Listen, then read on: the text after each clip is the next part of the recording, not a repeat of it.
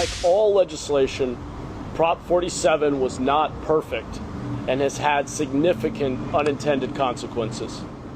San Jose Mayor Matt Mahan joining San Francisco's mayor and some Republican leaders in pushing for a change to California's controversial Prop 47. A reminder, a decade ago, Prop 47 said retail theft under $950 would be considered a misdemeanor instead of a felony.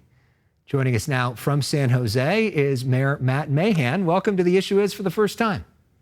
Hi, Alex. Thanks for having me. I appreciate it. So let's put up some information on the screen about what you want to see change with a potential ballot measure in November. So your idea to reclassify theft with 2 or more prior convictions as jail-eligible felonies. You'd want to add new laws to address some of the smash and grab thefts and allow, and this is pretty key, multiple thefts by a single person to reach that $950 threshold to make it a felony. Mr. Mayor, why is this necessary and how would this work? Sure. Well, let me just back up and say that what we're seeking to do is reform, not repeal Prop 47. I think Prop 47 did important things. It reduced over-incarceration, overcrowding in our jails, and it really forced us to take a second look at how we can improve rehabilitation. So we want to avoid sending folks to jail and prison if we can. It's very expensive and often doesn't make people's lives better. On the other hand, there has to be accountability. And there are 2 areas where we see significant gaps with the current state of the law. One is around repeat and organized retail theft. We've all seen the increases and the impact on small businesses. I'm all for second chances, but at some point there have to be consequences. And that consequence probably needs to include jail time in many of these cases to send a message that we're not going to tolerate that level of lawlessness. And then the other is around addiction. We have seen that participation in drug courts has plummeted and overdose deaths have skyrocketed since the passage of Prop 47. I don't solely blame Prop 47, but we need tools for compelling people into treatment, and we need to classify fentanyl as the hard drug that it is. It's addictive and deadly, and we need to treat it as such. Now, this week, there was a push by Speaker Rivas and some of the other leading Democrats in the state legislature to try to help enforcement when it comes to retail theft, but they said, we don't want to talk about Prop 47 yet. Is your basic point that Prop 47 needs to be talked about now?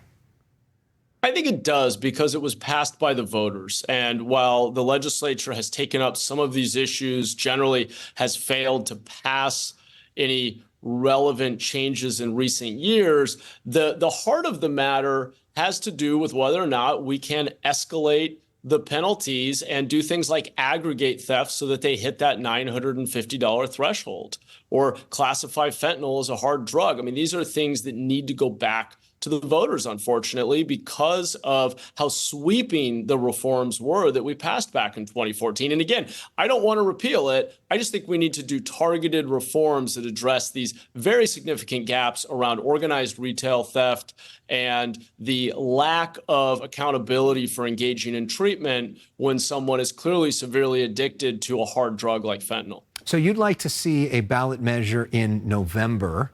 We've seen this weird combination of like Democratic mayors and some Republicans on this. Where are we at in terms of making this ballot initiative happen? And do you think you have the votes to pass it? Well, really, it's a signature gathering effort, and you have a very bipartisan group of moderates from really across the spectrum. You've got DAs and Republican leaders. You also have Democratic mayors who are on the front lines of these dual crises of repeat and organized retail theft, along with the fentanyl crisis that is taking hundreds, if not thousands, of lives in our individual cities. We've seen just a horrible skyrocketing of overdose deaths, and we need better tools for compelling people into treatment. So we're gathering signatures. We need a little over 500,000 signatures to qualify for the ballot in November. I believe the campaign is over 300,000, so we were well on our way, but we would ask folks to get involved, to go out and collect signatures, make sure you've signed on if you want to see these common sense reforms. All right, this is your first time on our show, and for some people, this is probably an introduction to you for the statewide audience and outside of the Bay Area. Can you tell us a little bit about your story and how you got to be mayor? Sure. Well, I grew up in a small farming town on the Central Coast, a town called Watsonville, which is where your strawberries come from. And I got to know San Jose, where I'm now very proud to be mayor, because I came as a high school student. I was a work-study scholarship student coming from a working class background, got a chance to go to a college prep Catholic school, which changed my life. And I really fell in love with the city of San Jose for its diversity, its economic vitality. Of course, the 300 days of sunshine we have a year. There's a lot to recommend it. And I always knew I wanted to come back. So I went off to college, came back, was a public school teacher, got into the tech sector. And all along, I just felt that we really need to get our public policies right. The biggest limitation to our future prosperity really run through public policies. Are we going to allow more housing? Will we invest in infrastructure? Will we do what it takes to make our city safe and clean and get people housed? And that really became a passion point for me. So when my startup was sold, I ultimately decided to throw my hat in the ring and run for local office. I ran for city council a few years ago. And San Jose doesn't get the respect that it deserves. The third biggest city in California, bigger city than San Francisco.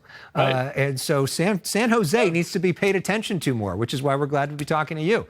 I appreciate the opportunity, and I'm not going to disagree with you. Largest city in the Bay Area and all of Northern California, in fact. All right, so we play a game called Personal Issues. This is where we put 30 seconds up on the clock and we get to know some of your cultural favorites. This is the first thing that comes to mind. Rapid fire. Let's have some fun. And let's start with, what is your favorite TV show?